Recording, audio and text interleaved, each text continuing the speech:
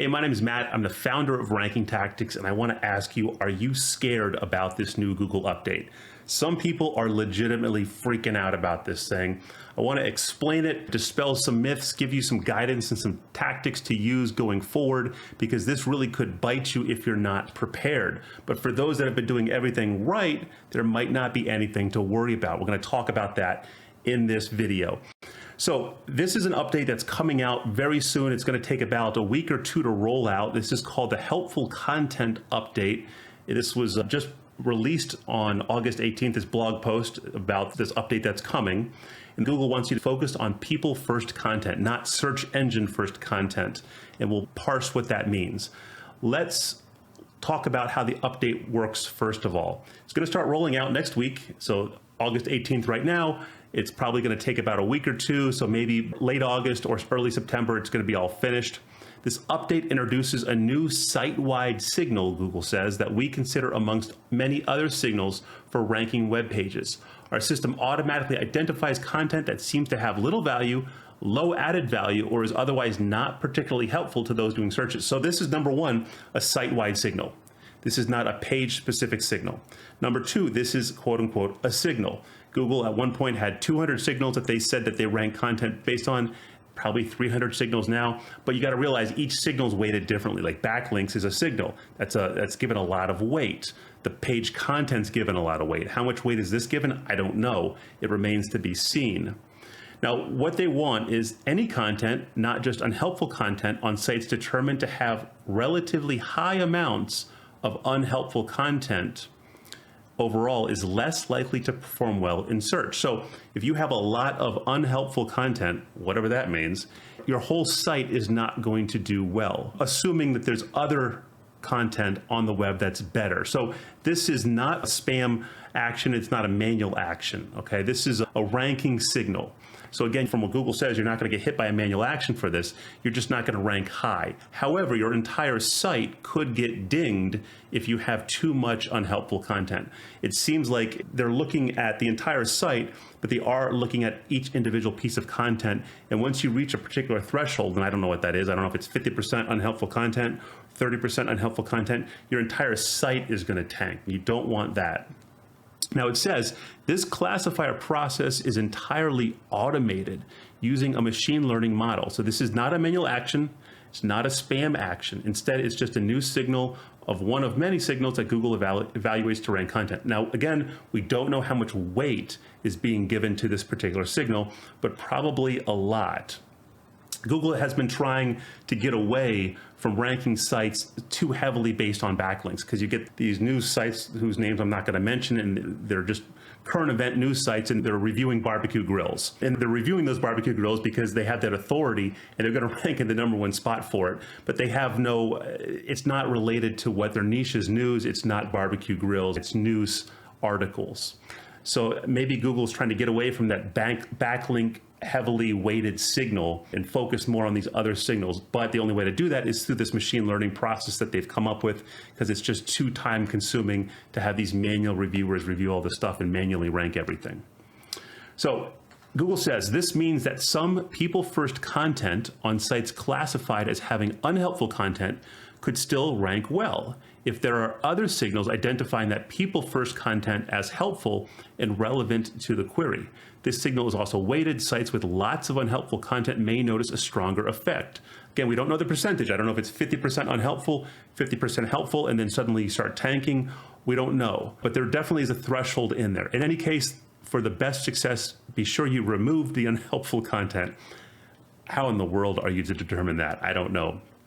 But let's look at some of these guidelines that Google has put out. These guidelines will help us determine whether or not your content is helpful or unhelpful.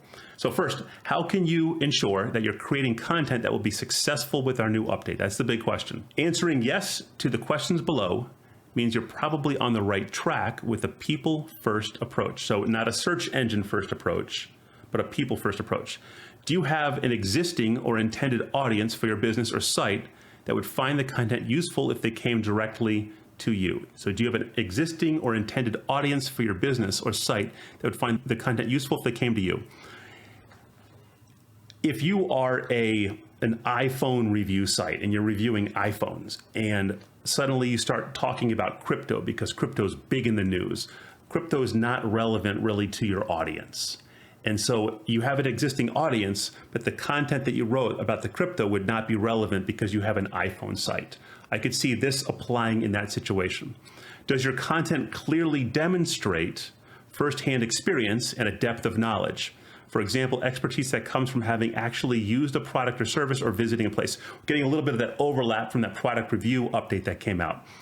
How can Google's machine learning algorithm determine this?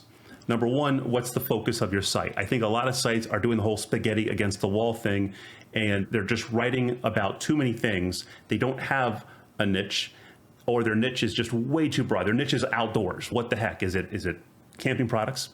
Is it survival gear? Is it lawn care gear? What is it? That's just way too broad of a niche. Or maybe it's even broader. Maybe you're, like, again, a current events website, and now you're reviewing barbecue grills. It has no relevance whatsoever. So does your content clearly demonstrate firsthand experience? I think if your niche is all about this particular subject, and it's a narrow enough subject, that can in and of itself demonstrate that expertise. But again, if you're just throwing spaghetti against the wall and you have iPhone reviews and gardening and crypto and all these different subjects, you don't have an authority. You're not an authority. Does your site have a primary purpose or focus? Goes right back to the niche. Again, are you spreading yourself too thin? After reading your content, will someone leave feeling they've learned enough about the topic to help achieve their goal? This is that people first content. You need to realize you're not writing to the machine. You're not writing for Google, all right? You're writing for a human first. If your content is not readable, if it's illegible, if you're just keyword stuffing, if it doesn't add any value, then I think you're gonna get hit by this. Will someone reading your content leave feeling that they've had a satisfying experience? That's a big thing right there. And how does Google determine that? Are they pogo sticking out from your site and into another result, and then finally getting what they want from that result, closing Chrome and being done with their search because they found what they wanted? Are you keeping in mind our guidance for core updates and product reviews? That's a whole different subject, but some things are gonna have to change if you're reviewing products and you're not adding value, and that value can come in from that firsthand experience, physically touching, physically reviewing those products, comparing those products to the newer versions to those older versions, having custom photos that you've taken to show that you actually have those products and you've actually touched and used those products. Do you work in the industry? Do you have that experience that way? Is it that EAT authority? A lot of different ways you can show that. Now, Google says you'll be okay if you are answering yes to these things. Now, you're not going to be okay if you're doing some of these. Are you producing lots of content on different topics in hopes that some of it might perform well in the search results? Again, are you a barbecue grill review site, barbecuegrillguys.com, and suddenly crypto is taking off and you want to get on that train and you start writing about crypto? How is Google going to determine that? Maybe a domain name, definitely your existing articles and your existing content, probably tracking visitors. Google can track everything. They're tracking maybe what your visitors' interests are. And if all your visitors' interests are grilling and outdoors and stuff like that and not crypto, and suddenly you start talking about crypto, you could be hit by this. Are you using extensive automation to produce content on many topics? This is your AI right here. This is your spinning content. AI's come a long way. You can pump out articles really quick. But how can Google determine whether or not you're doing this? I think a higher authority website like CNN can put out 100 articles a day, no problem. But a lower authority website, a new website, are you pumping out 100 articles a day, 100 articles a week? That might set off some alarm bells in my mind if you were doing that. I'd be very careful about this. Again, if it's possible to produce a lot of content if you have the resources, that's high quality content, and do it quickly. But if you're just putting out crap content from an AI, you could very well get hit by this. Gotta be careful. Are you mainly summarizing what others have said without adding much value? This is core right here. To rank, a lot of people recommend just doing what everybody else in the SERP is doing. If you're writing about SEO, what are all the headings everybody else has? They talk about backlinks, they talk about off-page SEO, they talk about on-page, they talk about white hat, black hat, all this great stuff. Are you just doing the bare minimum? The bare minimum is what everybody else in the SERP is doing. Or are you going above and beyond? And now this isn't necessarily, okay, 5 ways to lose weight. Oh, that's what everybody in the SERP has. Now I'm going to talk about 10 ways to lose weight. And then it's a competition for who has the larger listicle. I don't think it's necessarily that. I think Google, from a factual standpoint, their AI model is bigger than whatever we're using. They know if we have exhausted the subject or not.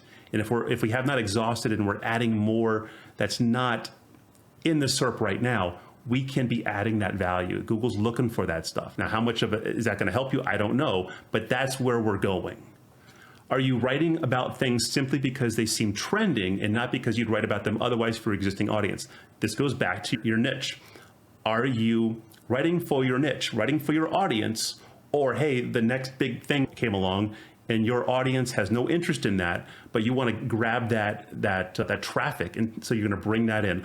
This happens a lot when people are buying old domains, and then they'll redirect all that stuff in, and now they've expanded their niche to now talk about this completely unrelated subject. They're talking about car stereos when their niche was initially gardening, and they bring all that traffic in. It looks like you could get hit by that right now. You got to be careful.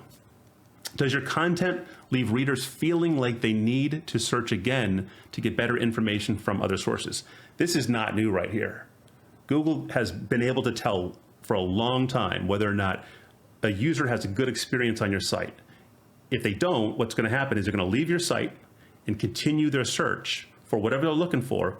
And then when they finish, when they've found whatever they're looking for and they've bought on Amazon or closed Chrome or whatever, Google sees that as, hey, they found what they were looking for. And that last site is probably going to get the credit for satisfying that search, being that people first content.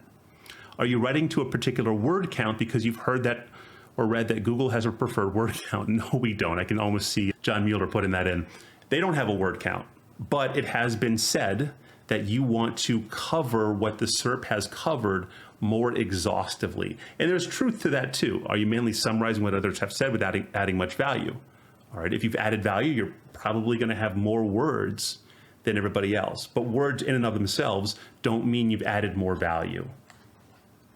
Did you decide to enter some niche topic without any real expertise, but instead mainly because you thought you'd get search traffic? I don't know how they'd measure that one. Everyone has to start somewhere. Does your content promise to answer a question that actually has no answer, such as suggesting there's a release date for a product, movie, or TV show?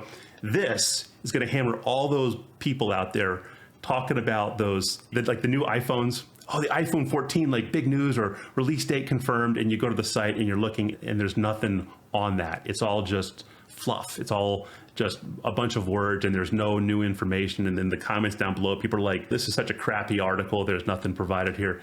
That stuff's going to get hit hard, I bet. So what can you do to write a people first content? Now, let me tell you something. AI has become so big right now. There's so many AI tools out there that people are using, but that doesn't create that people first content. So what can you do to become the authority on the topic, write for people, but also have something that's well researched, well thought out? That is where a tool like Phrase can come in. This is, if you've never used Phrase before, yes, Phrase has AI in it, but Phrase is not an AI tool. It's an SEO tool. Phrase allows you to do that research, not just from the SERP, but from all over the internet, from Quora, from Reddit, from Wikipedia, and become that authority on that particular topic or for that particular article, and write stuff that is well researched. As an example, how to write content that ranks. Phrase will go out to the internet, pull in the top 20 results. You can analyze it all in here. You can look at the H2s, the H3s. You can use the AI to write about the content if you want to, or you can go to the outline builder and build your outline from the existing content. You can have the AI summarize the content for you and make points, and then you can go in and send it to your writer, and your writer can then write about those points manually, adding value.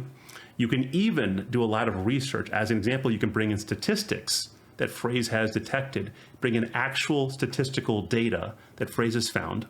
You can look up news, current news that's not in the SERP for these top 20 results, and bring that in to become that authority on the topic. You can even, if you want to, pull up Wikipedia inside of Phrase. So as an example, we pulled up search engine optimization. You can read all about it inside of Phrase very quickly and bring content in that the SERP is not talking about. And how can you tell if the SERP is talking about it? In the optimized section, you can search by long tail, by short tail. You can cluster your keywords. You can do all kinds of different things. And if you want to learn about this topic, You want to become an expert in this topic because everybody has to start somewhere. And if you're just starting, mad props to you. The hustle is real, and congratulations, keep on hustling. But you can research this content here and learn about it. As an example, what is keyword stuffing? Let's pretend you're writing about this, but you don't want to get penalized by Google. You want to talk authoritatively about this. You can click it and you can read what keyword stuffing is. You can read every single SERP result about keyword stuffing and then know all about it and then give your own take in your article.